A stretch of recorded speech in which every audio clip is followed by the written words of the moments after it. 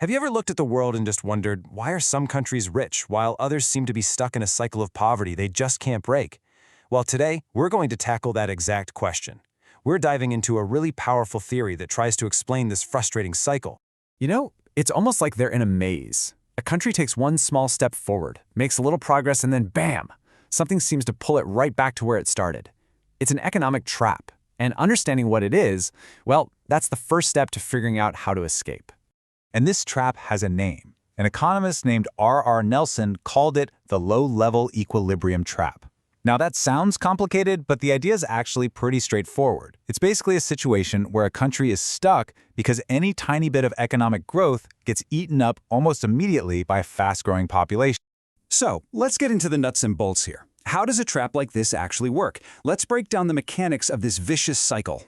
Nelson put it this way. He said the core problem, the malady, is that the average income for each person just hovers right around the bare minimum needed to survive.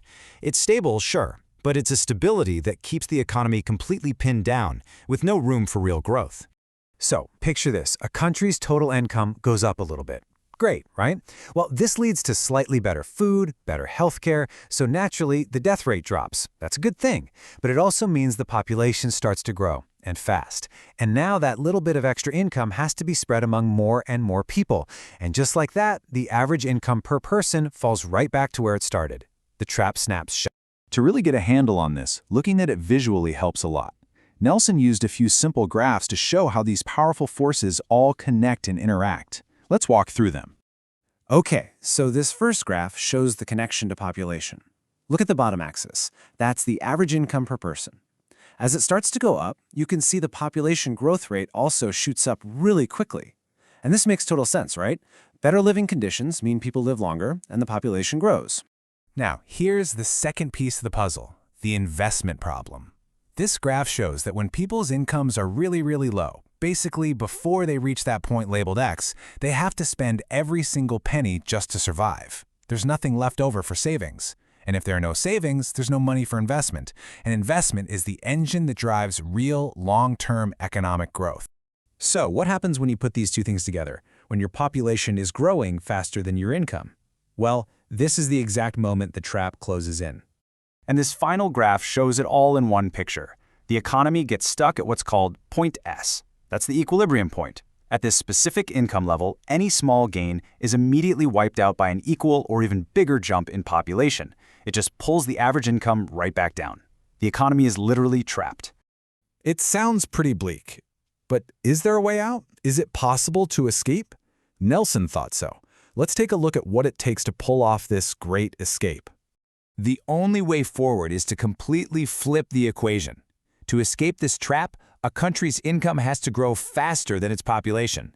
And not just for a little while, but consistently. That's the only way to get the average income per person to actually start climbing for good. And here's the kicker. Nelson argued that small, tiny changes just won't cut it. What's needed is what he called a discontinuous jump. Think of it like a massive push, a huge shove that gets the economy past that critical tipping point labeled L on the graph. That's the point where income growth finally starts to win the race against population growth, allowing the economy to break free and keep going. Okay, so where in the world is this big push supposed to come from? What are the actual practical steps a country can take to break this cycle? Nelson actually laid out a whole playbook. Some of it involves internal changes like creating a stable political environment and really encouraging people to save money and start businesses. Then there's the direct economic stuff like huge government investment programs or getting money from other countries. And finally, and this is a big one, a major focus on innovation, using new technology and better ways of doing things. But what's so crucial to understand is that Nelson said there's no single magic bullet here. You can't just do one of these things and expect it to work. It has to be a coordinated, all-at-once effort on every front. It's that combination that creates the true big push needed to build enough momentum to finally escape the trap. So all of this was thought up decades ago. The big question is, does Nelson's theory still hold up today? Is it still relevant?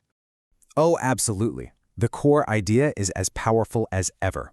It helps us understand why sometimes small aid programs or minor policy changes don't seem to make a lasting difference. For some countries, a little nudge just isn't enough.